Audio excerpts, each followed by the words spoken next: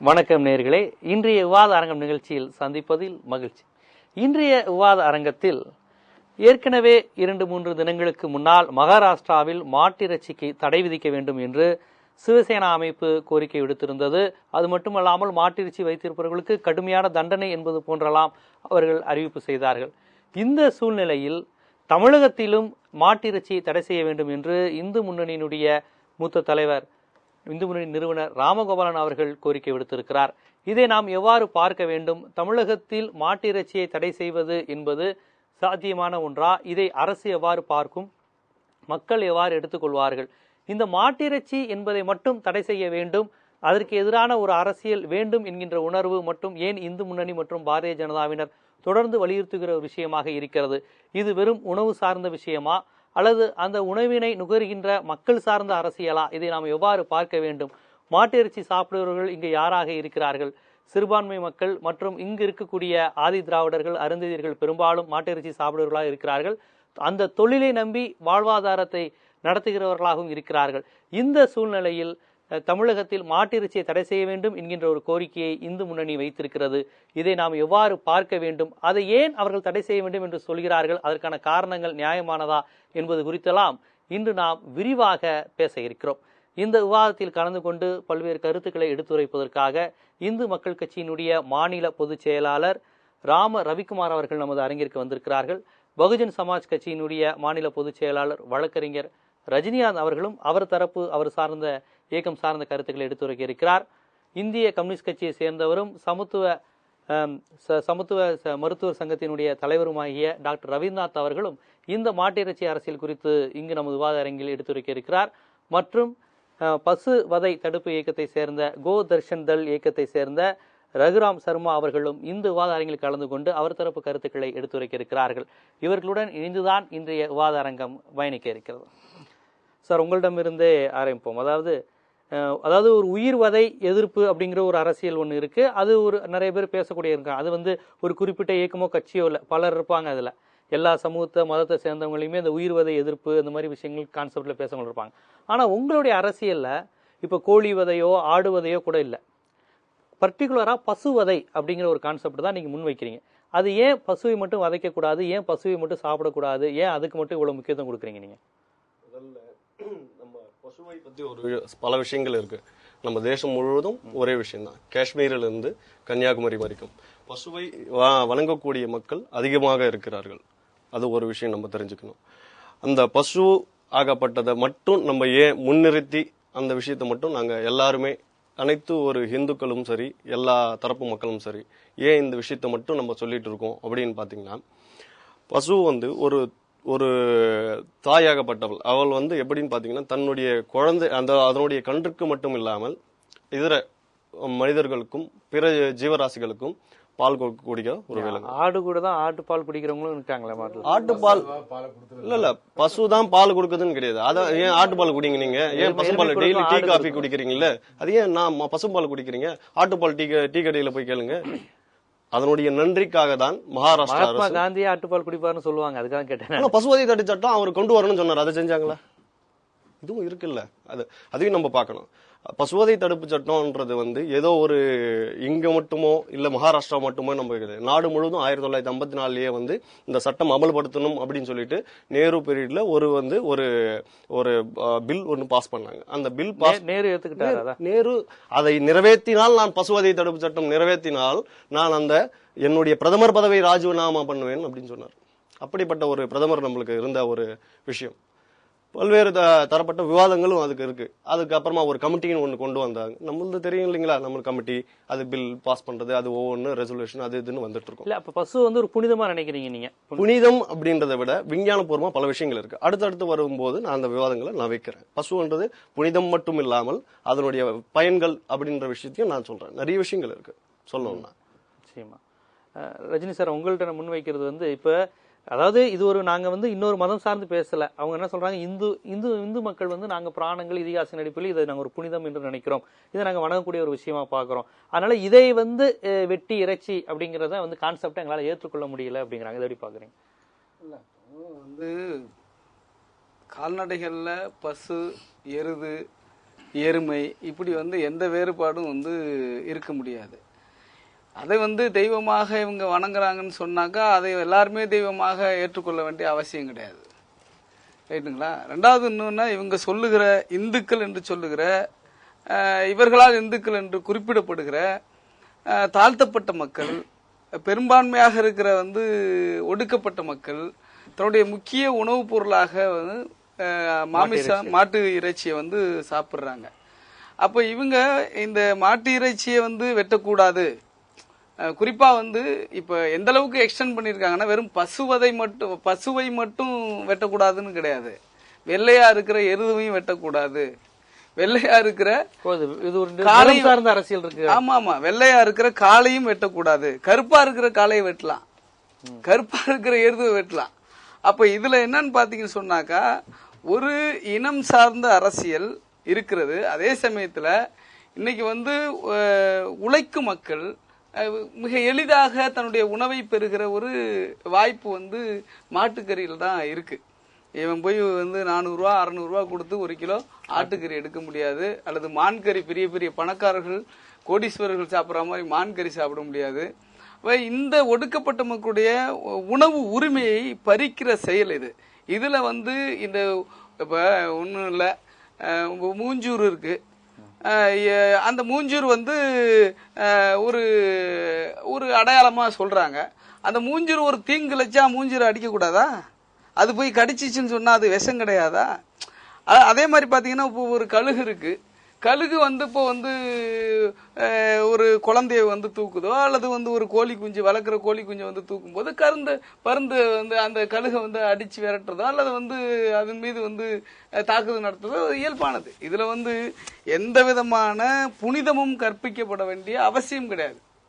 இதுல முழுக்க முழுக்க மத ரீதியான அரசியலை முன்னிலைப்படுத்தி இந்த நாட்டை ஒரு இந்துத்துவ நாடாக மாற்றுவதற்கான ஒரு ஏற்பாடு தான் இந்த சட்டமே ஒழிய, அது மட்டுமல்லாமல் இந்த சட்டத்தின் மூலமாக ஒட்டுமொத்தமான ஒடுக்கப்பட்ட மக்களுடைய உணவு உரிமையை பறிக்கிற செயலைத்தான் இவங்க செய்யறாங்க. உலகத்துல இன்னொரு விஷயம் என்னன்னா, உலகத்துல பெரும்பான்மையான நாடுகள்ல இந்த மாமிசம், அசைவ உணவு தான் அதுவும் மாட்டுக்கறி முக்கிய உணவாக இருக்கிறது. இந்த மாட்டுக்கறிக்கும் அல்லது மாட்டுக்கறி சாப்பிட்றவங்க எல்லாம் அறிவில்லாதவங்க எல்லாம் ஒரு கற்பனை உருவாக்கப்படுது. அப்படி அல்ல, மாமிசம் சாப்பிடுவர்கள் தான் அறிவாளிகளாக இருக்கிறாங்க உலகம் முழுவதும். இன்றைக்கு விண்வெளி ஆராய்ச்சி செய்வனாக இருக்கலாம், அல்லது அறிவியல் திறம்பட்டவர்களாக இருக்கலாம், அமெரிக்காவை சார்ந்தவர்களாக இருக்கலாம், அல்லது இஸ்ரேலை சார்ந்தவர்களாக இருக்கலாம், அல்லது பிரிட்டனை சார்ந்தவர்களாக இருக்கலாம். எல்லாருமே இந்த மாமிச உணவை உணவு பழக்கமும் வைத்திருப்பவர்கள் தான்.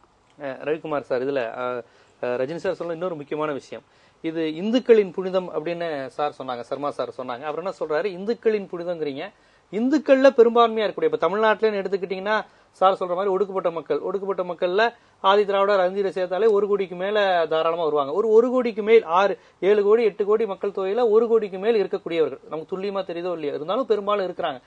அவங்களும் இந்துக்கள்ல உங்களுடைய வரையறைப்படி இந்துக்கள்ல வருகிறார்கள் என்கிற போது, அப்ப அது உண்மையா இருக்கும்போது அவங்களுடைய உணவு பழக்கத்துக்கு எதிராக நீங்க சிந்திக்கும் போது நீங்கள் எப்படி அது ஒரு இந்து மக்கள் கட்சியா இருந்து இந்துக்களின் உணவு முறைக்கே நீங்க எதிராக பேசுறீங்கிறத அவர் கேட்கிறாரு.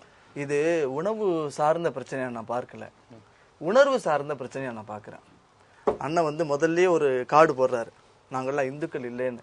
அதை நான் சொல்றேன், ரஜினி என்ன நீங்க சொன்னாலும் நீங்க இந்துக்கள் தான், நீங்க சாதி ரீதியாக சமுதாயத்துல பிரிக்க வேணாம், அது அந்த பிளவுகள் அது வேற விதமா நம்ம போகும். நான் 2 விஷயத்த முயற்சிக்கிறேன் சார். எல்லா உயிர்களுமே இறைவனுடைய வடிவம் என்கின்ற தத்துவம் நம்ம பாரத நாட்டில் இருக்கு, தமிழ்நாட்டில் இருக்கு. ஏதோ உணவுக்கு எதிராக இந்து இயக்கங்களோ பாரதிய ஜனதாவோ வேலை செய்யுதுன்னு சொல்றாங்க, அது முற்றிலும் தவறானது. ஒரு பசுவனுடைய துயரத்திற்காக மனுநீதி சோழன் நீதி வழங்கினான்னு சொன்ன தமிழகம் இது. வள்ளுவனும் வள்ளலாரும் உயிர் கொள்ளாமை புலால் மறுத்தல்னு சொல்லியிருக்காங்க. இவர்கள் எல்லாம் ஒரு குறிப்பிட்ட குறுக்கிட நீங்க இவங்க எல்லாம் ஒரு சமுதாயத்துக்கு எதிரானவர் அப்படி கிடையாது. நல்ல விஷயம் சொல்லியிருக்காங்க. வள்ளுவன் சொன்ன கருத்தை, வள்ளலார் சொன்ன கருத்தை வீரத்தரவி ராமகோபாலன் அவர்கள் பதிவு செஞ்சிருக்கிறாரு. வள்ளலார் வள்ளுவர்கள் எல்லாம் பொதுவா உயிரினத்துக்கு சொல்லியிருக்காங்க, பசுக்கு சொல்லல. இல்ல இப்ப என்னன்னா, பசுக்கள் இந்துக்களுடைய அடையாளம் மட்டும் கிடையாது. ஏதோ இந்துக்கள் தான் பசும்பால் மட்டும் குடிக்கிறாங்க இல்ல, எல்லாரும் குடிக்கிறாங்க. இப்ப டைனோசர் இனம் அழிஞ்சது மாதிரி பசு இனம் அழிய போகுது. ஆனா பசு ஆனா பால் எங்க வருதுன்னு குழந்தைட்டு கேளுங்க, எங்க வீட்டு ஃப்ரிட்ஜ்ல இருந்து வருதுன்னு சொல்லும். பசுங்கிற இனம் என்ன, அதனுடைய புனிதம் என்ன, விவசாயம் சார்ந்தது. நம்ம மாட்டு கறியை ஏற்றுமதி பண்ணிட்டு சாணத்தை இறக்குமதி பண்ண வேண்டிய நிலைமை வந்திருக்கு. பசுக்கள் ஒரு மதத்தினுடைய அடையாளம் மட்டுமல்ல, இந்த தேசத்தினுடைய அடையாளம். இனம், காளை இனம் மட்டும் பசு எல்லாமே பாதுகாக்கப்படணும். என்ன சொல்றாங்க, நீங்க ஏன் மாட்டுக்கறியை மட்டும் சொல்றீங்கன்னு சொல்றாங்க. அப்படி கிடையாது. முதல்ல மாமிச உணவுகளே தப்புன்னு சொல்லி படிச்ச டாக்டர்ஸ் எல்லாம் சொல்றாங்க, எல்லாம் சைவத்திற்கு வாங்கன்னு. சைவத்துக்கு வாங்கங்கிற வேண்டுகோள் நான் வைக்கல, அதுவும் இருக்குங்கிறத நான் பதிவு செய்ய விரும்புறேன். ரெண்டாவது திருப்புறதுல நீங்க ரொம்ப ஆர்வமா இல்ல, ஒரு நல்ல விஷயம் நான் பதிவு செய்யணும். திருவள்ளூர் பக்கத்துல முழுக்க ஹரிஜனங்க சகோதரர்கள் இருக்கக்கூடிய ஒரு ஊர், மாமிசம் சாப்பிடக்கூடியவங்க தான். அங்க ஒரு வைஷ்ணவ பெரியவர், 500 குடும்பங்கள் இருக்கு. வேணா அந்த ஊருக்கு நான் அழைச்சிட்டு போறேன். எந்த குடும்பத்தை சார்ந்தவர்களும் அங்க அசைவம் சாப்பிடுறது இல்ல.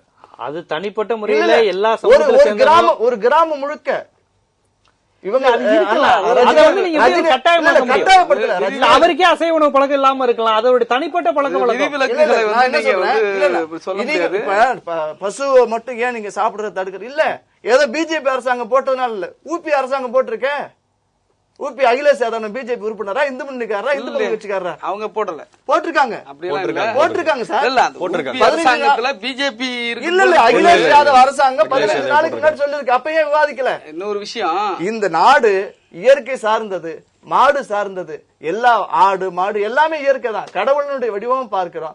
இப்ப மாடுகள் வெட்டுறதுக்கே பல விதமான நியமங்கள் இருக்கு.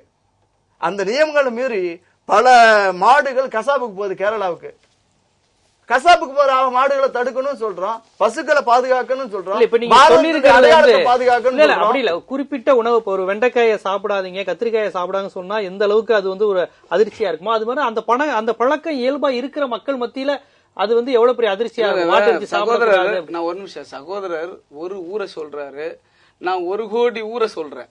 இன்னொரு விஷயம் என்னன்னா, நீங்க வந்து நான் இந்த மதம் தான் தீர்மானிக்க முடியாது. அது தவறானதுன்ற. நான் வந்து இந்து மதத்தில் ஜாதி உண்டு, அம்பேத்கர் சொல்லி முடிச்சிரு. அதாவது இந்து மதத்திற்குள் வர்ணம் உண்டு, சாதி உண்டு.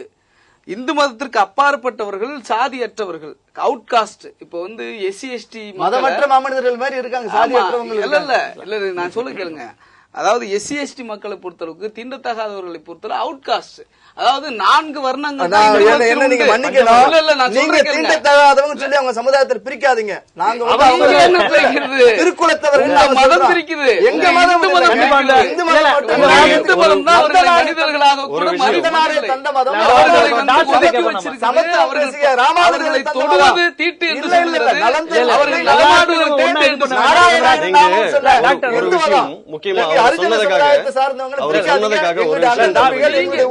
அப்படி வந்து நீங்க வாழ்க்கையில வாழ்ந்துகிட்டு இருக்கேன் சார், வார்த்தையில் மட்டுமல்ல வாழ்க்கையில வாழ்ந்து கொண்டு இருக்கிறோம்.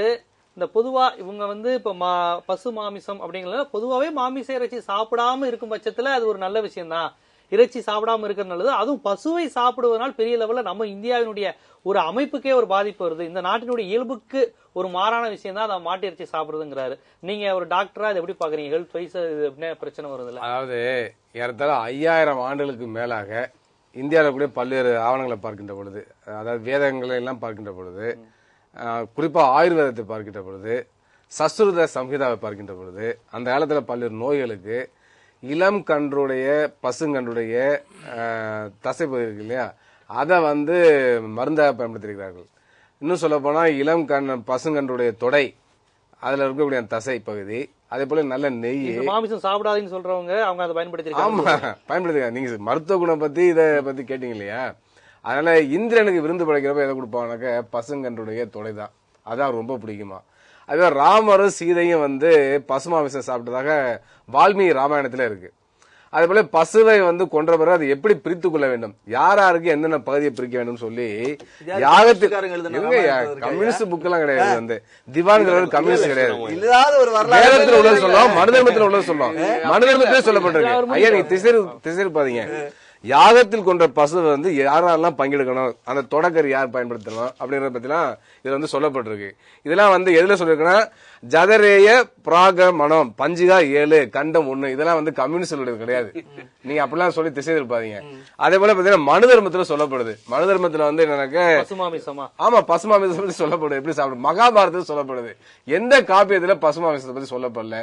இன்னும் சொல்லுவாங்க தமிழ்நாட்டுல பாத்தீங்கன்னா ஆபுத்திரன் ஒரு இது மணிமேலையில உண்டு. அதனால என்ன சொல்றாங்க, காஷ்மீர்ல இருந்து கன்னியாகுமரி வரை ஒரே கலாச்சாரம் இருக்கு. அங்க வந்து பசுவதை எதிர்த்து நாங்க பண்றோம், பசுவை கொல்லக்கூடாது புனிதமான சொல்றாரு.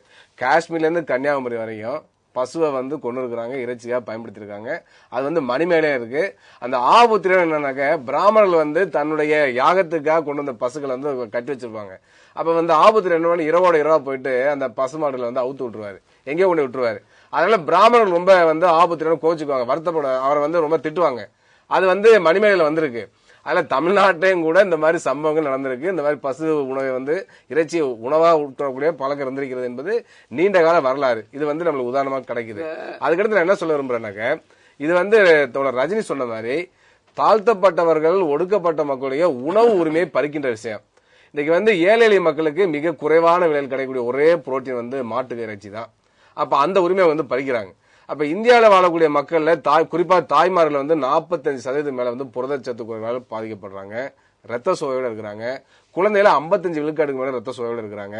அப்ப இந்த ரத்த சோகைக்கு மிக முக்கியமான காரணமா இருப்பது பாத்தீங்கன்னாக்க இரும்புச்சத்து குறைபாடு, அதே போல போலிக் ஆசிட் குறைபாடு, அதே போல புரதச்சத்து குறைபாடு வந்து அவருடைய வளர்ச்சியை பாதிக்குது. அப்ப இந்த மாட்டு இறைச்சி தான் மிக குறைவான விலையில் கிடைக்கக்கூடிய ஒரு புரத பொருளா இருக்கிறது. அப்ப அந்த உணவு உரிமையை வந்து பறிப்பது ஏற்றுக்கொள்ள முடியாது. அந்த புனிதம் சொல்லிட்டு அவங்க செய்யறாங்க பாத்தீங்களா. அதுவும் இந்து மதம் வந்து பசு வந்து ரொம்ப புனிதமாங்கிறதுன்னு சொல்றாரு. நான் ஏற்கனவே சொல்றேன், யாகங்கள்ல வந்து பசுகளை வந்து ஏராளமா கொண்டு இருக்காங்க. அது எந்த யாகமா இருந்தாலும் கூட முதல்ல அந்த யாகத்தை துவங்குறப்ப பசுவை வந்து கொள்ளுவாங்க, யாகம் முடிஞ்ச பிறகு பசுவை கொள்வாங்கிறதுக்குலாம் ஆதாரம் இருக்கு. டிஎன் ஜாகிர அந்த காலத்துல பிராமணர் தான் வந்து யாகம் நடத்திருக்காங்க, வார்ப்பணி மதம் தான் பண்ணிருக்கு.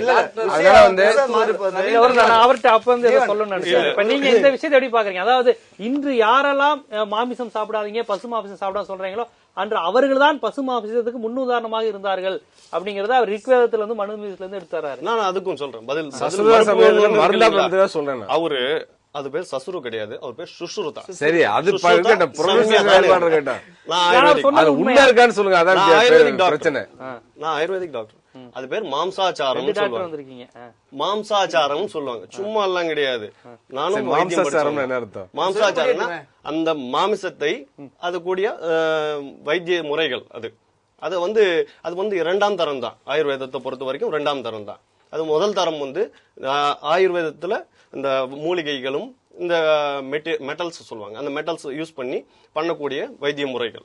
இந்த மாம்சாச்சாரம்ன்றது இது இரண்டாம் தரம் தான். இது வந்து யாரும் அந்த அளவுக்கு எடுத்துட்டு கையில யுனானியா இருக்கு. ரெண்டாவது விஷயம் வந்து இவர் சொல்றாரு ராமாயணத்துல இருக்கு, அதுல இருக்கு. ராமாயணத்துல இருக்கிற விஷயமே நான் சொல்றேன் உங்களுக்கு.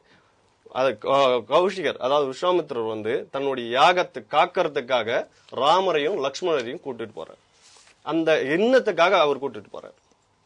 மாம்சத்தை எடுத்துட்டு வந்து அசுரர்கள் போடுறதால, அந்த யாகத்துல போடுறதால தடுத்து பசுவுடைய மாம்சம், வேற எந்த மாம்சமே கிடையாது, டைரக்டா பசுவுடைய மாம்சம் போடுறதுக்காக அதை தடுத்து நிப்பாடுறதுக்காக ராமரையும் லட்சுமணையும் கூட்டிட்டு போறாரு. போடுறது வந்து அவர் முதல்ல போட்டு அவர் கும்முன்னு இருப்பாரு. கிடையவே கிடையாது. எல்லா இடைச்செருள் உண்டு. திருக்குறள் வந்து அது கூட வேண்டாம் விடுங்க, தெரிவிங்க. நாங்களும் பதில் சொல்றோம், எங்களுக்கு பதில் தெரியாம இருக்கு. நக்கீரன் வெளியிட்டிருக்கிற இந்து மதம் எங்கே போகிறது இந்த புத்தகத்தை எழுதுனது யாருன்னு கேட்டீங்கன்னா அக்னிஹோத்ர ராமானுஜ தாத்தாச்சாரி, வைதீக பிராமணர். அவரு எழுதியிருக்கிறாரு.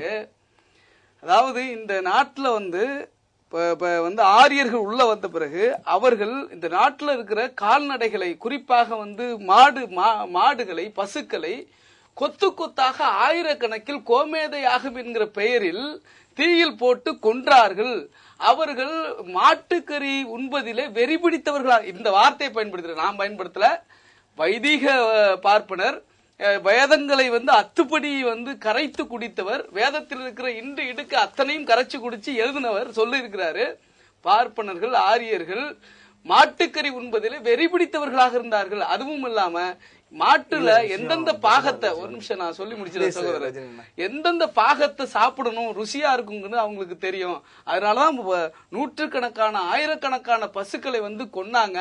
வெட்டி யாகம்ங்கிற பேர்ல யாகத்தை கண்டுபிடிச்சு அந்த பேர்ல வந்து உணவா உட்கொண்டாங்க. அதுக்காகவே யாகத்தை கண்டுபிடிச்சாங்க. இதை எதிர்த்து முதல் குரல் கொடுத்தவர் புத்தர் தான், கௌதம சித்தார்த்தர் தான். அவர் தான் இப்படி வந்து கொல்லாதேன்னு அவர் சொன்னது. பஞ்சசீலங்கள் சொல்றாங்க இல்லையா, பொய் சொல்லக்கூடாது, கொல்லக்கூடாது, திருடக்கூடாது, பிறன்மனை புணரக்கூடாது, இப்படின்னு பஞ்சசீலங்கள் சொல்றாங்க இல்லையா, வந்து மது அருந்தக்கூடாது. இந்த பஞ்சசீலங்களை கொல்லாதே என்று சொல்லுவதே இப்படி வந்து விவசாயத்துக்கு பயன்படுகிற, அதாவது இப்ப மாட்டுக்கறி எப்படி இது பண்றாங்கன்னா, அதுக்கு வந்து பயனற்ற மாடுகளை, அதற்கென்று வளர்க்கப்படுகிற மாடுகளை தான் வெட்டுறாங்க. ஆனா அப்போ விவசாயத்திற்கு பயன்படுகிற மாடுகளை தங்களுடைய உணவு வெறிக்காக, தங்களுடைய உணவு தேவைக்காக, தேவை என்பதை விட வெறிக்காக யாகம் வளர்த்து கோமேத யாகம் என்கிற பெயரில், அசுவமேத யாகம் என்கிற பெயரில் மாடு, குதிரை, அது குதிரை கோமேத யாகம் இல்ல தீல போட்டு முதல்ல தப்பு. தாத்தாச்சாரிய சொல்றேன், நான் தாத்தாச்சாரியார் ஒண்ணு எங்களுக்கு மதத்துல அத்தாரிட்டி தான். ஒரு மதத்துக்கு வந்து ஒரு புத்தகம் தான் இருக்கு. இதுக்கு 42,000 புத்தகங்கள் இருக்கக்கூடிய ஒரு மதம் இது. பெரியார் இருந்தாரோ அவருக்கு மறுப்புக்கும் உரிமை இருக்கு. அது அவருடைய பார்வையில சொல்லியிருக்காரு. யாரு மறுக்க வேணாம் இல்ல அவர் சொல்லியிருக்காரு. அவர் எந்த அடிப்படையில் சொன்னாரு ஏதுன்னு தெரியாது. அப்படி இருந்தா அவருடைய முன்னோர்கள் தானே, அப்படி இருந்தா அவரு முன்னோர்கள் தானே. இல்ல இப்ப அவர் என்ன சொல்றாருன்னா, இடதுசாரிகள் அம்பேத்கர் பார்வையில நீங்க பார்க்க வேண்டியது பிராமணரெல்லாம் பிரச்சனை இல்ல சார். அம்பேத்கர் ஐயா சட்ட நிர்ணய சபையில் போயிடும்போது 2 முஸ்லிம்கள் சொல்லிருக்காங்க, பெரும்பான்மை மக்களுடைய உணர்வு பூர்வமாக இருக்கக்கூடிய இந்து மதத்துடைய பசுவதை பத்தி அம்பேத்கர் சொல்லியிருக்காங்க. பசுவதை கொண்டு வரக்கூடாது சொல்லியிருக்காரா? இருக்காரு. 2 முஸ்லிம்கள். இந்து மத பிரச்சனை இல்லங்க, இந்து மத பிரச்சனை கிடையாது. சார்ந்தது மட்டும் உணவு சார்ந்தது இல்ல, உணர்வு சார்ந்த பிரச்சனை. நான் என்ன சொல்றேன், மாட்டு கொல்லக்கூடாதுங்கிறேன், நான் கொல்லக்கூடாதுன்னு சொல்றேன். கொல்லுவன்னு சொல்லி அரசியல் சொல்லலாங்க. ஏங்க என்னுடைய எப்படி சாப்பிட முடியும்? உசுர சாப்பிட முடியுமா? இல்ல அவங்க சாப்பிடுற உரிமையை ஏன் கெடுக்குறீங்க? அப்படி இல்ல, கெடுக்க அவங்களுடைய அடிப்படை உரிமையே இல்ல. இது ஏதோ பிஜேபி அரசாங்கம் பண்ணதுனால நீங்க விவாதிக்கிறீங்க. இதே மற்ற மாநிலங்கள், எல்லா மாநிலங்களும் இருக்கு, அரசாங்கத்துல அது அமல்படுத்தப்படவில்லை. வேற எந்த கட்சி பசுவதை கொண்டு வர? கியூபா நாட்டுல பிஜேபி ஆட்சி செய்யுது. பிடல் கியூபால பசுவதை சட்டம் இருக்கு. இல்ல இல்ல இல்ல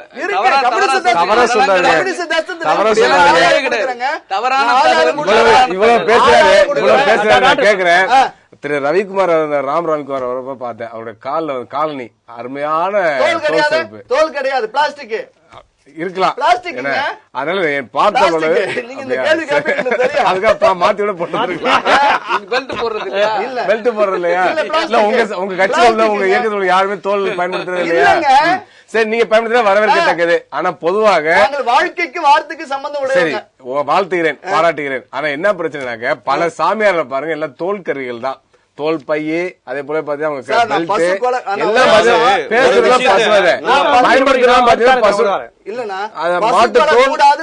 நீங்க பசு கொலை பண்ணுங்க, நீங்க சொல்லுங்க தப்பு. நாங்க கொலை பண்ணுங்கன்னு சொல்லலங்க, ஆனா உணவு உரிமை பறிக்காதீங்க சொல்றோம். இல்லங்க, உணவு உரிமை பறிக்காதீங்க சொல்றோம். வந்து ஆட்டை கொலை பண்ணலாமா? எது வந்து அப்புறம் வந்து கோழியை கொலை பண்ணலாமா? அல்லது வந்து வேற வந்து மான கொலை பண்ணலாமா? பன்றி கொலை பண்ணலாமா? பசுவை மட்டும் தான் கொலை பண்ணலாம். பன்னிக்கறி சாப்பிடுங்கன்னு சொல்லி சொல்லட்டுமா டாக்டர்? அதாவது பன்றிக்கறி சாப்பிடக்கூடாதுன்னு சொல்லி இன்னைக்கு சுபவீர பாண்டியன் சொல்லிருக்காருன்னா, மனிதன் கொலை பண்றத நீங்க கண்டுக்க மாட்டேங்கிறீங்க. மனுஷங்கறி சாப்பிட்டா என்ன தப்பு? இல்ல இல்ல மான்கறி சாப்பிட்டா என்ன தப்பு? அவன் தனிப்பட்ட உரிமை தானே சார்.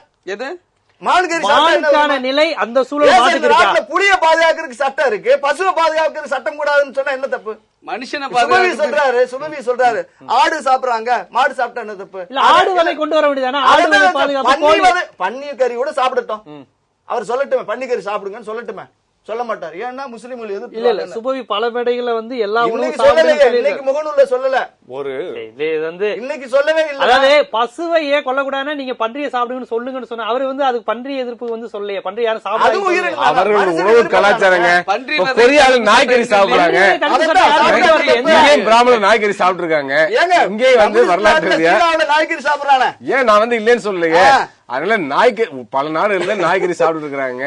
இங்கே இந்தியாவில நாய்க்கறி அவங்க சாப்பிட்டு தனிப்பட்ட விருப்பங்கிறீங்க. தனிப்பட்ட சாப்பிட்டா என்ன விருப்பம். தப்பு? இந்தியாவிலேயும் பண்டைய பிராமணர்கள் உணவு பற்றாக்குறை காலகட்டத்துல நாய்க்கறி சாப்பிட்டு இருக்காங்க. அதுக்கான ஆதாரங்கள் இருக்கு. இவரு அதனால வந்துட்டு அதனால இல்ல இல்ல இது வந்து பிரச்சனை என்னங்க, இது இந்துக்களோட பிரச்சனை. அவங்க இத சொல்றவங்க யாரா இருக்கிறாங்கங்கனால சார், அவங்க சாப்பிட்டு விவசாயம் வளரணுமா வேணாமா? அதாவது விவசாயம் வளரணுமா வேணாமா? விவசாய வளர்ச்சிக்கும் இவங்க மாடு சாப்பிடுறது தெளிவா சொல்றாரு. மாடு இருந்தா தானே. பசு மாடு பால் கறந்துகிட்டு அவங்க வீட்டுக்கு பொருள் தரக்கூடிய மாடை வந்து யாராவது வெட்டி சாப்பிடுவாங்களா? அதத்தான் நாங்க சொல்றோம், சாப்பிடக்கூடாதுன்னு சொல்றோம். இல்ல அப்படி இல்ல இல்ல எல்லாருமே அவங்களுக்கு வந்து பலன் தரக்கூடிய விஷயத்த வந்து மறுக்க மாட்டாங்க.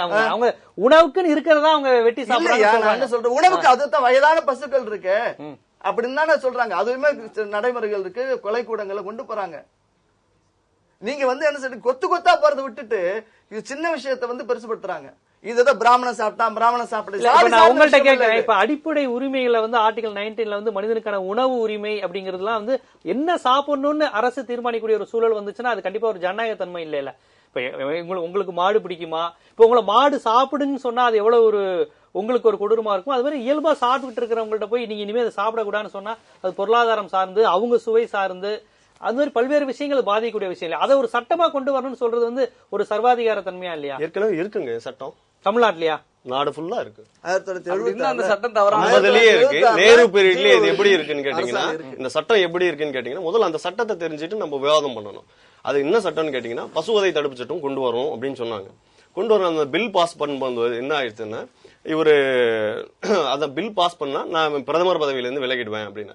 சரி, அதுக்கு இன்னும் லூப் லைன் கண்டுபிடிச்சு அதுக்குள்ள சட்டங்கள் உள்ளுக்குள்ள ஒன்னு முடிச்சு போட்டாங்க.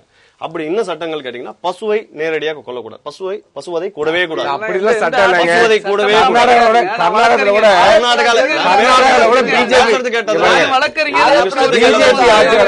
பசுவதை கூடவே கூடாது. பெண் பசுவாக இருந்தால் வெட்டவே கூடாது. வாழ்நாள் பெண் காலமாடு அதுக்கும் இருக்கு சொல்றேன். காலமாடு வெட்டலாம். அதுவும் எப்பன்னு கேட்டீங்கன்னா 16 வருஷம் கழிச்சு, அதனுடைய ஆயுட்காலத்துல 16 வருஷம் கழிச்சு வெட்டலாம். அதுவும் எப்படின்னு கேட்டீங்கன்னா, நோய்வாய்ப்பட்ட காளை மாடுகள் மட்டுமே வெட்டலாம்.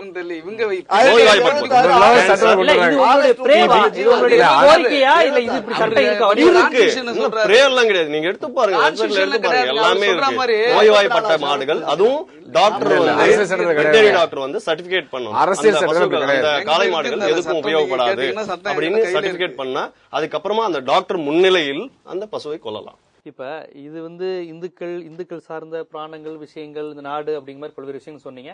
அவங்க சொன்னாங்க பெரும்பாலான உழைக்கும் மக்கள் வந்து மாட்டு இறைச்சி தான் சாப்பிடுறாங்க.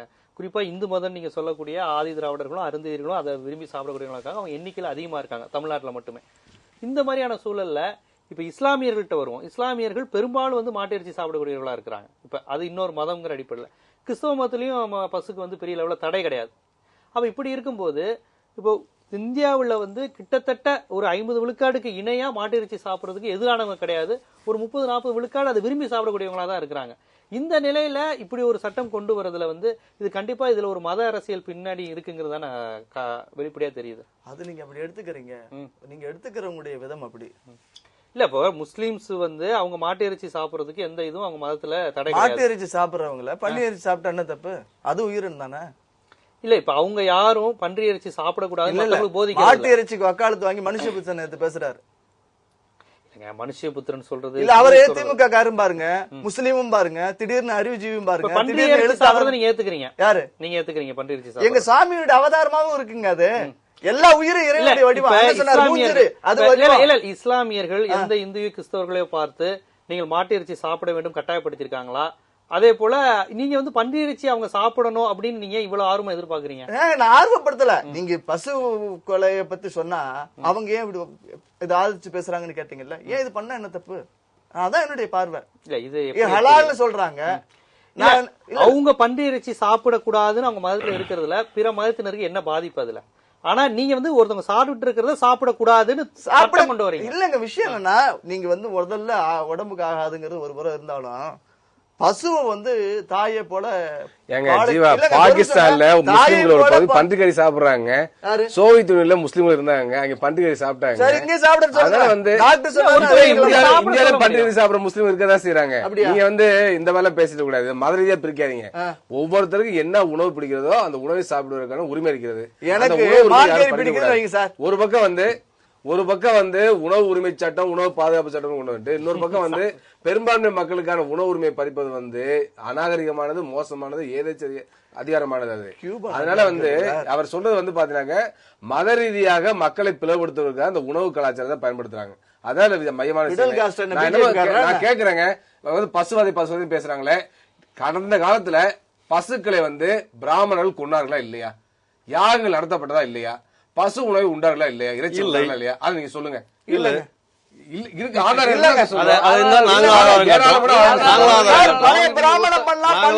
இன்னைக்கு விவசாயம் அழியுது, பாதுகாக்கணும்னு சொல்ல அவங்க சொல்றதுல புத்த மதம் தாங்க அதை எடுத்து பிரச்சனையை. ரஜினி அவர்கள் பேசின பொழுது என்ன சொன்னாங்க? ரஜினி பேசின பொழுது தேவை, அதாவது உணவுக்கு மட்டுமல்லாமல் உணவுக்கு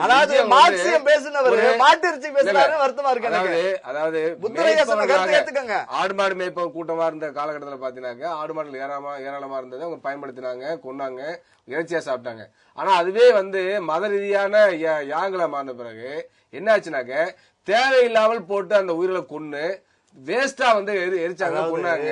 அவ்வாறு என்ன வருதுனாக்க மேய்ப்பது என்ற நிலையிலிருந்து விவசாயம் என்ற துறைக்கு மாறினப்ப, உற்பத்தி வந்து மாறினப்ப ஆடு மாடு தேவைப்படுது, மாடு தேவைப்படுது. எதுக்கு? உழவுறதுக்கு தேவைப்படுது, அதனுடைய பால் தேவைப்படுது, அதனுடைய உற்பத்தி ஆற்றல் தேவைப்படுது, எல்லாம் தேவைப்படுது. அதனாலதான் அந்த உணர்வை, சமூக உணர்வை புத்தர் பயன்படுத்தி கொண்டு யாங்களுக்கு எதிரான கிளர்ச்சி அவர் பண்ணார். அதனால உணவு புலால் வேண்டாம், பசுவதை வேண்டாம் என்ற கருத்து வந்து புத்த மதத்தின் சார்பா வைக்கப்பட்டது. அதனால புத்தர்கள் வந்து புலால் உண்ணாமலாம் இல்ல, புலால் சாப்பிட்டவங்க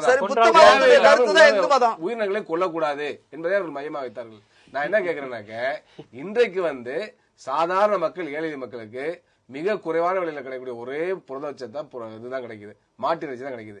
அதை ஏன் நீங்க சாப்பிடக்கூடாதுன்னு சொல்றீங்க? நீ உண்மையிலே இந்து மதத்து மேல அக்கறையா இருந்தா அந்த மக்கள் உயிர் வாழணும்னாக்க நீங்க வந்து இதை எதிர்க்க கூடாது. அதுக்கு மாறாக நிச்சயமா கொடுக்கணும். அது முதல் கம்யூனிஸ்ட் தேசத்துல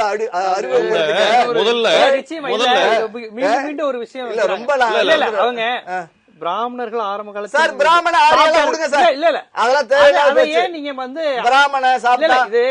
ஆரம்பத்துல இது பிராமண அரசியலோடு மாட்டு இறைச்சி தொடர்பு கிடையாது, பொதுவா நாங்க பேசுறோம்னு சொன்னீங்க. ஆனா அவங்க சாப்பிட்டாங்கன்னு சொல்லும் போது நீங்க அதை மறுக்கிறீங்க. அவர் சொல்றது கருத்து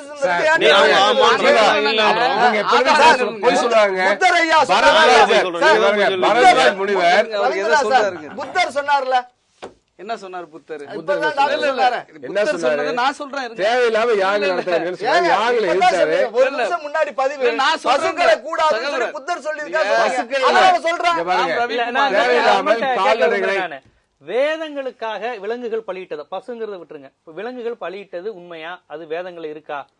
விலங்குகள் முதல்ல நம்ம புரிஞ்சுக்க வேண்டியது ஒரு விஷயம் என்னன்னு கேட்டீங்கன்னா, ஹிந்து மதத்துல பல விதமா இருக்கு.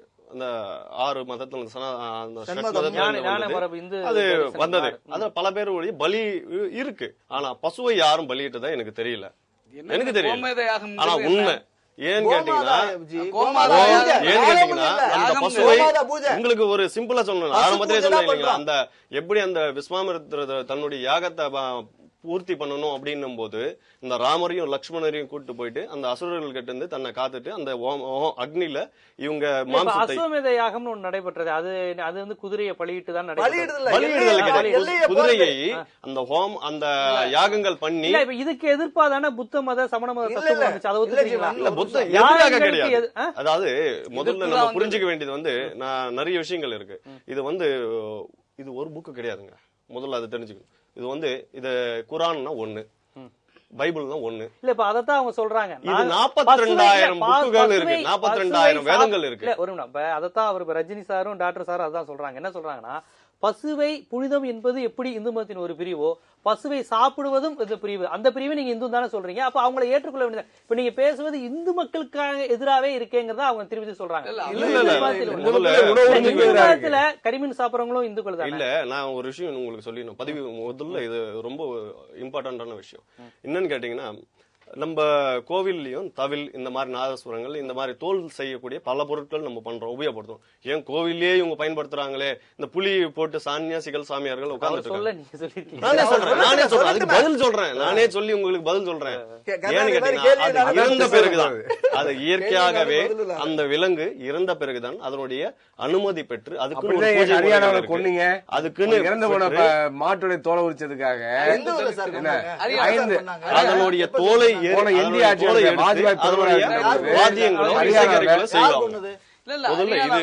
நம்ம தெரிஞ்சுக்க வேண்டியது. இசைக்கருவிகள் பயன்படுத்துறாங்க, அதை போடுறாங்க, இதை போடுறாங்கன்னா அதனுடைய பர்மிஷனோட இறந்த பிறகு, யாருடைய அனுமதியுடன், அந்த இறந்த ஜீவனுடைய அனுமதி பெற்று. பழைய காலத்துல இறந்த ஜீவன் எப்படி அனுமதி இல்ல, அது கொஞ்சம் புரியல. அது பார்வையாளருக்கும் புரியாம தான் இருக்கும். இறந்த பிறகு அந்த வளர்க்கறவங்களா, இப்ப இறந்த பிறகு நம்ம ஒருத்தர் உயிரோடு இருக்காரு, இல்ல இறந்த பிறகு ஒருத்தர் இறந்துட்டாரு, அவர் பிணம்னு சொல்றோம். நம்ம எடுத்துட்டு போயிட்டு அவருக்கு தேவையான நம்ம சடங்குகள் எல்லாம் செய்யறோம். யாருக்காக செய்யறோம்? அவருக்காக தான் செஞ்சுட்டு இருக்கோம். அது போல அதன் உயிருக்கு அது இறந்த பிறகு அதனுடைய ஆத்மா சாந்தி அடைய நம்ம வழிபாடுகள் நடத்தி. நீங்க அழகா ஒரு பாயிண்ட் சொன்னீங்க. இந்து குர்ஆன்ங்கிறது ஒரு புக்கு தான், அவங்க எல்லாம் செமிட்டிக் மதம் ஒண்ணுதான். ஆனா இந்து மதம் அப்படி கிடையாது. நாத்திகமும் அதுல அடங்கி இருக்கு, கரிமீன் சாப்பிடறவங்களும் அதுல இருக்கிறாங்க, இந்த கறி இப்படி எல்லா கலாச்சாரமும் கலந்து வைணவம், சைவம், எதிர்ப்பது, சார்வாகம் எல்லாம் இருக்குன்னு இந்து மதத்தை சொல்றீங்களா? அப்ப மாட்டிறைச்சி சாப்பிடுறது ஒரு பிரிவு தானே, ஏன் அதை எதிர்க்கிறீங்க? மாட்டிறைச்சி சாப்பிடுறதுன்றது நீங்க எப்படி சொல்றீங்க? இது குறிப்பிட்டு எப்படி சொல்றீங்க? அந்த மக்களும் இந்துக்கள் தானே. இப்ப மாட்டிறைச்சி சாப்பிடக்கூடிய சேரியில் இருக்கக்கூடிய ஆதி திராவிடர்களும் அருந்ததியர்களும் இந்துக்களா இல்லையா? ராபர்ட் கிளைவ்னு ஒருத்தர் இருந்தாருங்க. இல்ல, அவங்க இந்துக்கள் தானே. அவர் ராபர்ட் கிளைவ்ன்ற இந்து கிடையாதுங்க, அவரு பிரிட்டிஷ்காரர். அவங்கள பத்தியே கேட்கல நான். இந்து இப்ப முஸ்லிம்ஸ் அவங்களா இந்துக்கள் என்று நீங்க சொல்லுகின்ற அந்த 1 கோடிக்கு மேல இருக்கக்கூடிய தமிழ்நாட்டில் இருக்கக்கூடிய தாழ்த்தப்பட்ட மக்கள் மாட்டிறைச்சி சாப்பிடுறாங்க. அவங்க இந்துக்கள் தானே, அது இந்துக்கள் கலாச்சாரம் தானே. இல்ல, இந்துக்கள் கலாச்சாரம் நீங்க எப்படி? அப்ப அவங்க இந்துக்கள் கிடையாது. இந்துக்கள் நாங்க மறுக்கலையே, நீங்க எப்படி அப்படி சொல்றீங்க? மறுக்கலையே நாங்க. இல்ல, நான் பிரிக்கல சார், நான் இந்துக்கள் தான் மீண்டும் மீண்டும் சொல்றேன். அவர் என்ன சொன்னாரு, அந்த கலாச்சாரம் எங்க கலாச்சாரம். இப்ப அவர் என்ன சொன்னாரு, இதே தலித்துகளும் இந்துக்கள் சொன்னீங்களா, அந்த தலித்துகள் மாட்டிறைச்சி சாப்பிடுறாங்க, அதை நீங்க எதிர்க்கிறப்ப அது இந்துக்களுக்கு எதிராக தானே போகுது. அது இல்ல அது எப்படி போகும் சார்னு பாருங்க சார். இல்ல சார், அப்ப இந்துக்களே ஒரு குறிப்பிட்ட பிரிவினர் தான் நீங்க பாக்குறீங்களா? அப்ப அவங்களும் இந்துக்கள் இல்லையா? எல்லாரும் இந்துக்கள் தான், எல்லாரும். அப்புறம் அவங்க சாப்பிடுற உணவை சாப்பிடாதுன்னு திட்டம். ரஜினி என்ன சொல்ற கருத்து எப்படி இருக்குன்னா, தினசரி கறியே இல்லாட்டி நாங்க வாழ்க்கை இல்ல அப்படிங்கிற 450 ரூபா இங்க இருக்கு, 100 ரூபா இங்க இருக்கு. சரவண் பவன்ல இட்லி 20 ரூபா, அம்மா ஹோட்டல் 1 ரூபா. அதை அவங்க நினைச்சு கூட பார்க்க முடியாது. அம்மா ஹோட்டல் 1 ரூபா. அப்ப எங்க போவீங்க? இல்ல, நான் கேட்பது தாழ்த்தப்பட்ட மக்கள் இந்துக்கள் நீங்க கரெக்டான ஒரு உதாரணத்தை சொன்னாங்க. 1 ரூபா இட்லி நோக்கி தான் போவோம். எங்களுக்கு ஆட்டுக்கறி வாங்க முடியாது, மாட்டுக்கறி தான் வாங்க முடியும். மாட்டு இறைச்சி எங்களுக்கு தேவை, அதை நோக்கி தான் போறோம். அதை ஏன் தடுக்கிறீங்கன்னு கேக்குறோம். இல்ல விஷயம் நீங்க திசை திருப்பி தாழ்த்தப்பட்டவங்க இந்துக்கள் இல்லன்னு நீங்க பிரிக்கிறீங்க. இதவே நான் முதல்ல உங்கள்கிட்ட மறுக்கிறேன். இந்துக்கள்னா அவங்களுக்கு உரிமையா கொடுங்க, அவங்க உணவு உரிமையா பறிக்கிறீங்க. நீங்க இந்துக்கள்னு சொல்றீங்க, இந்துக்களாவே இருக்கட்டும். அந்த இந்துக்கள் தான் இருக்கட்டும், அதான் உண்மை. எப்படிங்க உண்மை? உங்களுக்கு உங்கள் மதத்தை பற்றி உங்களுக்கு தெரியல. எங்க மதம் தாங்க உங்க மதம். நீங்க என்ன பிரிச்சு பேசுறது? ஆமா, எங்க மதம். நீங்க வந்து மதத்துல இந்துன்னு போடுறீங்களா, என்ன போடுறீங்க? எது ஒரு விஷயம் எல்லாருமே இந்து கிடையாது. நான் போடவே இல்லைங்க சர்டிபிகேட். நான் போய் மதமே இல்லைன்னு இருங்க, நான் போய் பள்ளிக்கூடத்தை சேரும் போது நான் போடல. சரி, என்ன புரியுதுங்களா? எனக்கு நான் நீங்க படித்தவர் வழக்கறிஞர் ரஜினி அண்ணா, நீங்க வந்து இப்ப அப்படி சொல்றீங்க. அரசியல் சட்டத்துல அவரே இந்து தான். உங்க அரசியல் சட்டத்துல எந்த அரசியல்? நீங்க எந்த அரசியல் சொல்றீங்க? நான் கேக்குறேன். நீங்க இந்தியாக்காரா? இந்தியா பேசுறீங்க சார், வார்த்தை தப்பு. எந்த அரசியல் சட்டம்? நீங்க ரஷ்ய சட்டமா சொல்றீங்க, உங்க அரசியல் ஏன் சொல்றீங்க? நான் இந்தியாக்காரன், நீங்க இந்தியாக்காரன். சொல்லட்டும். நான் இந்தியாக்காரன். சரி, நம்ம வச்சுக்கோ. நம்ம சேர்த்து இந்துன்னு சேர்த்து அதுக்காக சொல்றேன். நீங்க இந்துதான். நான் என்ன சொல்ல வர்றாங்க, இந்த அரசியல் சட்டம் மதச்சார்பற்ற அரசியல் சட்டம்னு சொன்னாலும் கூட அதுல பல்வேறு இந்துத்துவ விஷயங்கள் இருக்கு. இப்ப நான் என்ன கேக்குறேன்னா, மதச்சார்பற்றவன் சாதியற்றவன் அப்படின்னு சொல்றதுக்கு இந்தியாவில வந்து உங்க அரசியல் சட்டப்படி இருக்கிறதா அப்படின்னு சொல்லுங்க. ஏங்க நம்ம அரசியல் சட்டத்துல அண்ணல் அம்பேத்கர் சரி அறிவுரை சொல்லுங்க. ராமாயணம் நம்ம அரசியல் சட்டம் அப்படி சொல்லுங்க வச்சுக்கலாம். சார். நம்ம அரசியல் சட்டம் உங்க அரசியல் வச்சுக்கலாம். நீங்க நமது அம்பேத்கர் அரசியல் கூடாது. சட்டப்படி நமது அரசியல் சட்டப்படி இந்தியாவில சாதியற்றவன் என்று ஒரு பிரிவு இருக்கிறதா? அது மாதிரி இருக்க முடியுமா? உங்க இந்து மதத்துல இருக்க முடியுமா? அதை சொல்லுங்க. அதுக்கான பதில் சொல்லுங்க. நான் வந்து எந்த சாதியும் சாராதவன், சாதியற்றவன் அப்படின்னு சொல்லி உங்க மதத்துல இருக்க முடியுமா? சார் சொல்லிட்டு போங்களேன். கடவுளே இல்ல சொல்லிட்டு போங்க. சொல்லிட்டு போங்க. இல்ல. ஏங்க சட்டம் இயற்றுவது நானா? நானு சட்டம் இயற்றுவது நானா? ஒரே ஒரு செய்தி அரசாங்கம். சகோதரர் சொல்லுங்க. ஒரே ஒரு விஷயத்த சொல்லுங்க. சொல்லுங்க. அதாவது நம்ம டாக்டர் சொல்ற மாதிரி நான் இந்து அல்ல அல்லது நான் சாதியற்றவன் என்று சொல்லுவதற்கும் அரசியல் சட்டத்தில் தடை இல்லை. ஒரு விஷயம் தடை இல்லை. இன்னொரு விஷயத்த நீங்க புரிஞ்சுக்கணும். ஒரு இந்து மதம் என்பது 4 வர்ணங்களை கொண்டது. 4 வர்ணங்கள்ல சூத்திரர், வைசியர், சத்திரியர், பிராமணர். இந்த 4 வர்ணம் அல்லாதவர்கள் தான் பஞ்சமர்னு அழைக்கப்படுறாங்க. இவர்கள் வந்து இந்த இந்து மதத்தை ஏற்றுக்கொள்ளாததுனால, இந்து மத தத்துவங்களை தன்னுடைய வாழ்வியல் கடைபிடிக்க மறுத்ததுனால இவர்கள் வந்து சமூக விலக்கம் செய்யப்பட்டு தீண்டத்தகாத மக்களாக, பார்க்கத்தகாத மக்களாக, பொதுவில நடமாட கூடாத மக்களாக, பொது காரியங்களில் வந்து பங்கெடுக்க முடியாத மக்களாக ஒதுக்கி வைக்கப்பட்டிருக்கிறாங்க. மறுக்கவே இல்ல. அவங்களை எப்படி நீங்க இந்துன்னு சொல்றீங்க? விவேகானந்தரே தீண்டாமை எதிர்த்திருக்கிறார் சார். கேரளாவுல அதே விவேகானந்தர் வந்து பசுவதை எதிர்க்கலையேங்க. யார் எதிர்த்திருக்கிறாரு? எங்க எதிர்த்திருக்காரு? பசுவதைக்காக.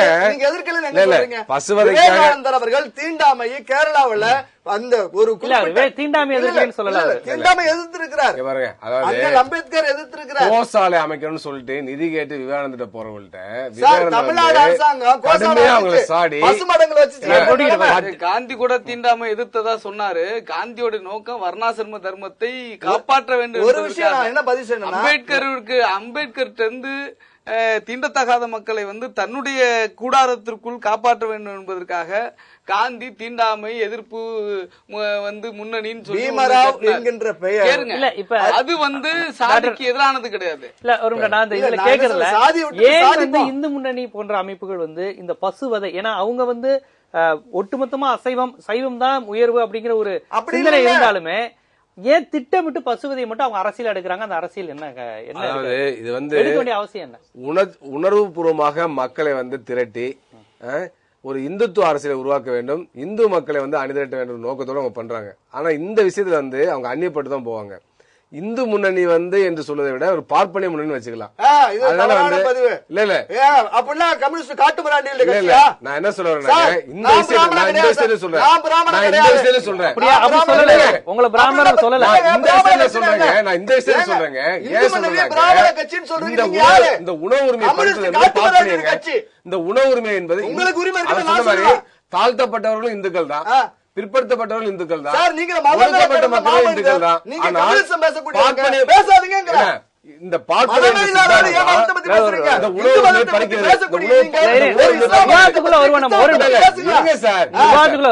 உணவு உரிமை பறிக்கிறது. எனவே வந்து இது பின்னால் இருப்பது பார்ப்பனியம் தான். அந்த அர்த்தம் நான் சொல்றேன். அதனால வந்து இந்துக்கள் எல்லாம் ஒன்றா இருக்க வேண்டும், நாங்க இந்துக்களுக்காக இருக்கணும்னு சொன்னாக்க பெரும்பான்மை மக்களாக இருக்கக்கூடிய இந்துக்களுடைய உணவு உரிமை, புரட்சி உரிமை ஏன் பறிக்க வேண்டும்?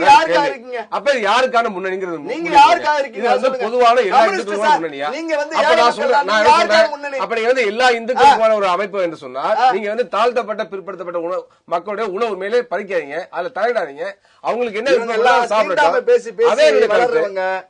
ஒரு தவறான பதிவு செய்யற இந்து முன்னணியில வந்து எல்லா சாதிக்காரங்களும் இருக்கும், எல்லா சமுதாயத்துக்காரங்களும் இருக்கும். ஏதோ ஐயருடைய கட்சின்னு சொல்லி தவறா பதிவு செய்யறாரு, நான் எப்படி பொறுத்துட்டு இருக்க முடியும்? உங்களுடைய பதில இருந்து அவர் சொல்றாரு சகோதரர், இப்ப சித்தாந்தம் பார்ப்பனியங்க,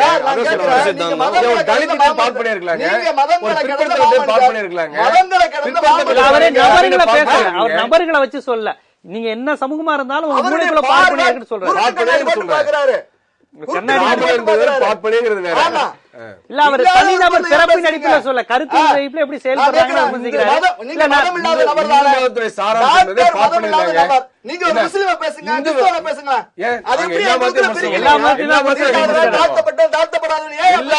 விமர்சனம் பண்றாங்க. எல்லா மதமே மக்களுக்கு அப்படின்னு சொல்றாங்க. இதுல என்னங்க இருக்கு? அவர் பிரிக்கல சகோதரர், நான் சொல்றேன் கேளுங்க ராஜ்குமார், அவரு பிரிக்கல. நீங்க சொல்ற அந்த மதம் பிரிச்சு வச்சிருக்கு. இல்ல இல்ல இல்ல ஆமா இல்ல ஆமா. அப்ப எல்லாரும் இந்துன்னு சொல்ல வேண்டியதானே?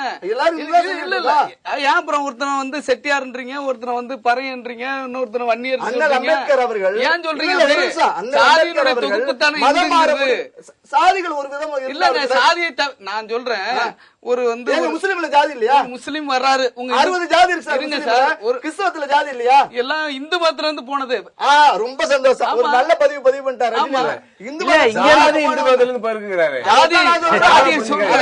ஏதோ ஐரோப்பாவில இருக்கிற ஐரோப்பாவில இருக்கிற முஸ்லிம் என்ன இல்லங்க, அதுக்கு நம்ம வாதம் இல்ல. நம்ம ஒரு இதுக்குள்ள நம்ம மாட்டிக்க வேணாம். நம்ம அந்த ஜாதி எங்க இருந்து நான் உங்களிடம் கேட்கிறேன். இப்ப இந்த வாதத்துக்குள்ளே வருவோம். வந்து இப்ப இந்த நாட்டுல வந்து 20 விழுக்காடு வந்து சிறுபான்மை மக்கள் இருக்கிறாங்க, 15 to 18 விழுக்காடு தாழ்த்தப்பட்ட மக்கள் இந்தியா முழுவதும். இப்ப வந்து இப்படி சிறுபான்மை மக்களுக்கான உரிமைகள் கலாச்சாரங்கள் பாதுகாக்கப்படணும் இந்திய அரசியலமைப்பு சட்டத்துல இருக்கு.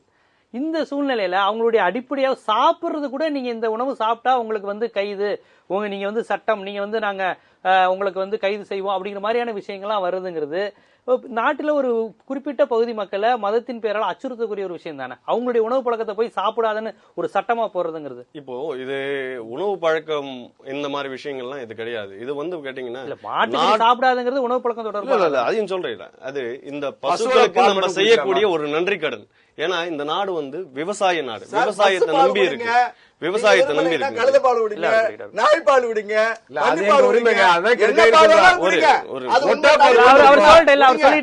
இந்த நாடு வந்து விவசாய நாடு. விவசாய நாடு என்பதால இந்த ஆரம்ப காலகட்டத்தில் பசுக்கள் பால்ல இருந்து பசுக்களாகி பால்ல இருந்து நம்மளுக்கு நிறைய மாடு கொல்லப்படக்கூடாதுன்னு சொல்ல வரல. அது மட்டும் கிடையாது. காளை மாடுகள் விவசாயத்துக்கு பயன்படுது. இது ரெண்டுமே அழிக்கக்கூடிய விஷயமே கிடையாது. அதை மட்டும் இல்லாம இன்னும் இதை விட தாண்டி ஒரு விஷயம் சொல்லணும்னா, இந்த நமக்கு சுதந்திரம் கிடைச்சப்போ சில மாடுகள்லாம் நம்ம நாட்டுல இருந்து நாட்டு மாடுகள் நான் சொல்லிட்டு இருக்கேன், நாட்டு மாடுகள் பிரேசிலுக்கு ஏற்றுமதி செஞ்சாங்க கப்பல் மூலியமா. ஒரு 55-60 இருக்கும் இந்த விஷயம் வந்து பிரேசிலுக்கு ஏற்றுமதி செஞ்சு இன்னைக்கு பால் வளத்துல பிரேசில் நோக்கம் வந்து பசுக்களை காப்பாத்துறது இல்ல. அதையும் இன்னொரு பதிவு சொல்றேன். அந்த பசுக்கள் அதிகப்படுத்தி அவங்களுடைய பால் வளத்தை பெருக்கி இருக்காங்க பிரேசில்ல. நம்மளுடைய நாட்டு மாடு கீர் அப்படின்ட்டு ஒரு பிரீடு இருக்கு, நம்ம நாட்டு மாடு. அந்த கீர் அப்படின்ற இனத்துடைய தபால் தலையை வெளியிட்டு இருக்காங்க. இல்ல நான் நீங்க சொல்றதுல எனக்கு புரியுது. இல்ல நான் கேட்பது பயோ ப்ராடக்ட்ஸ் எல்லாம் இதுல பண்ணிருக்காங்க. அது எல்லா விலங்குல இருந்துமே இப்ப இருக்கு, பன்றியில இருந்து கூட இருக்கு, பறவையில இருந்து கூட இருக்கு. அது இது விட அவர் டாக்டர். நான் ஒரே ஒரு விஷயம் கேக்குறேன். நான் ஒரு விஷயம் இல்ல நான் ஒரே ஒரு விஷயம் தான் நான் கேட்க விரும்புது. இப்ப வந்து இந்த மாடுகளை பாதுகாப்பது அது வந்து இப்படி கொலை செய்யப்படுவதுங்கிறது நாட்டுக்குனுடைய அடையாளமே அழிஞ்சு போயிரும் நீங்க சொல்றீங்க. இப்ப தோல் பொருட்கள், லெதர் பொருட்கள், பெரிய பெரிய பெருநிறுவனங்கள், இந்த மாட்டு இறைச்சியை அறுத்து செய்யக்கூடிய நிறுவனங்கள், அந்த நிறுவனங்களுக்கு எதிரான குரலா இது படலையே. சாப்பிடுகிற அந்த தொழில் செய்யறவங்கள நேரடியா பாதிக்கிற மாதிரி தானே இந்த சட்டம் இருக்கு.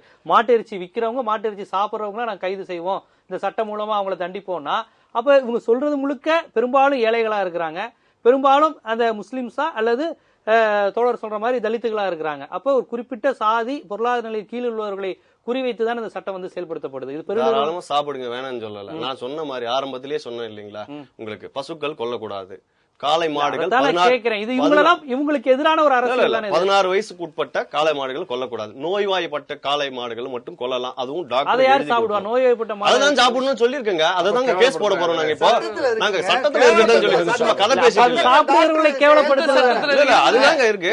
சட்டமே அவர்களை சாப்பிடுறவர்கள் கேவலப்படுத்துற மாதிரி. டாக்டர் இதை நீங்க எப்படி பாக்குறீங்க? நீங்க நாங்க வந்து நோய்வாய்ப்பட்டவங்களை அதுதான் சட்டமே இருக்கு. நோய்வாய்ப்பட்ட சட்டம் சொல்றாருங்க. சட்டத்துல அப்படி எல்லாம் கிடையாதுங்க. எந்த தாழ்த்தப்பட்ட பிற்படுத்தப்பட்ட மக்களை, ஒடுக்கப்பட்ட மக்களை, முஸ்லிம்களை கேவலப்படுத்துற மாதிரி இருக்கு. இது வந்து ரொம்ப மோசமானது. நான் என்ன கேக்குறேன்னா, இப்ப இதை சொல்றாங்கல்ல, ஏற்கனவே ஹரியானாவில் என்டிஏ ஆட்சி காலத்துல செத்து போன மாட்டுடைய தோலை வந்து உரிச்சதுக்காகவே 5 தலித்துகளை பஜ்ரங் தள் அமைப்பு வந்து கல்லால் அடிச்சே கொண்டாங்க. இதெல்லாம் வந்து வரலாறு. அப்ப ஏன் செத்து போன மாட்டுடைய தோலை கூட உரிக்க கூடாதா? அப்ப செத்து போன மாட்டை விட கேவலம் தான் தலித்துடைய உயிரா? அதை விட மோசமானதா தலித்துடைய உயிர்? அப்ப ஒரு செத்து போன மாட்டை விட மிக கேவலமாக மலிவாக தலித்துடைய உயிரை நினைக்கக்கூடிய இந்துத்துவ அமைப்பு. இந்துத்துவ அமைப்பு அதை வந்து யாரும் மறந்துவிட முடியாது. இதெல்லாம் வரலாற்று சம்பவம். நான் என்ன கேக்குறேன், பசு பாலை கொடுக்குது, பால் கொடுக்குதுன்னா என்ன பால் எடுத்துட்டு போன பசு சொல்லுது. எந்த பசு வந்து உங்க அதாவது நம்ம அம்மா பால் மனுஷன் அம்மா பால் மாடு கொடுக்குதா நம்ம பேசுறோம். கேளுங்க, இல்ல அனுமதி ரத்தத்துல தாயுடைய பால் வந்து குழந்தைக்குங்க, தாயுடைய பால் பசுவுடைய பால் வந்து கன்றுக்குங்க, அதோட குழந்தைக்கு. பன்றியுடைய பால் பன்றி குட்டிக்குங்க. நீங்க வந்து பசுமாட்டுடைய பால் நீங்க எங்க கறக்குறீங்க? ஆமா, நாங்க எந்த பசுவுடைய பசுமாடு ஒரு வாங்கி கன்சல் தரோம் கொடுத்துருக்கா? நாங்க பசுவை வந்து எந்த தாயா பசுமாடாச்சு? மதிக்கிறோம். பசுவை என்னுடைய வந்து சரி, அம்மாவை நினைக்கிறோம். என்னோட ஊர் கேக்குறாரு பசுவை இல்லையா? அம்மாவை எந்த நினைக்கிறோம். பசுமாடு அந்த permission பசு கொடுத்தீங்க? கட்டுறது எந்த ஏமாத்துறீங்க? பசுமாடு, எந்த காளமாடு, இந்த பசுமாடு permission அந்த கொடுத்தீங்க? பசு நான் பசுவை தாயா கல்ல பால் நினைக்கிறேன். பிடிக்கிறீங்க, தப்பு இருக்கு. இல்ல, பால் காய்ச்சி கொடுக்கறது இவர் பேசுறாரு இல்லைங்களா? பசுவை நான் வந்து பாத்தீங்கன்னா பசுமாடு குடிக்கிறேன். சேலம் மாவட்டத்துல, பன்னி பால் கோயம்புத்தூர் குடிக்கிறேன். மாவட்டத்துல கழுதைப்பாலுக்கு டிமாண்டுங்க. கழுதைப்பாலுக்கு டிமாண்டுங்க. என்ன வியாதியை குணப்படுத்துன்னு சொல்லிட்டு கழுதைப்பாலுக்கு டிமாண்ட். பன்னி தான் பன்னி பால் நீ குடிச்சா எந்த பன்னி பால் தான் வேணாலும் போங்க. எந்த பால் வேணாலும் மனுஷன் குடிக்கிட்டுங்க, ஆட்சேபனை இல்லைங்க. நான் என்ன சொல்றேன்னா, அப்பா. பசுவுடைய பால் வந்து பசு கன்றுக்குங்க, மனிதனுடைய பால் வந்து மனித குழந்தைக்குங்க. பசுவுடைய கன்றுக்காக இருக்கக்கூடிய அந்த பாலை வந்து அதுவாக கொடுக்குது, நீங்களா குடிங்கன்னு நீங்க தானே வலுக்கட்டாக புடுங்குறீங்க. அப்ப அந்த பசு கன்று வெட்டி சாப்பிடும்போது தெரியல போல பாதிக்க இது. ஏங்க நான் சாப்பிடுவேங்க, நான் அதை சொல்லல, நீங்க தானே இந்த பாயிண்ட் வைக்கிறீங்க. நீங்க என்ன நீங்க வேணாலும் point- நீங்க பேசுங்க. வாய்க்கு வந்து பால் சொன்னா அதை ஏத்துக்கணுமா? நாங்க நான் என்ன மனிதர்களை கேக்குறேன், பத்தி பேசுறோம். ஒரே ஒரு பாயிண்ட் தாங்க பதில் சொல்லுங்க. பால் குடிக்கிறாங்க, பசுவுடைய பால் வந்து பசு கன்றுக்குங்க. ஆமா. பசு கன்றுக்கிற பால் என்னங்க? இப்ப இல்ல, இல்ல, பசு கன்றுக்கிற பால் தான் பசு கன்று வந்து பாதிக்கப்படுங்க. என்னமா ஒரு பசுவை என்ன? வந்து இது அந்த தாயை பசு கன்று மேல உங்களுக்கு இறக்க பேசுறீங்க? முடியாதா? கேவலமா பேசுறீங்க.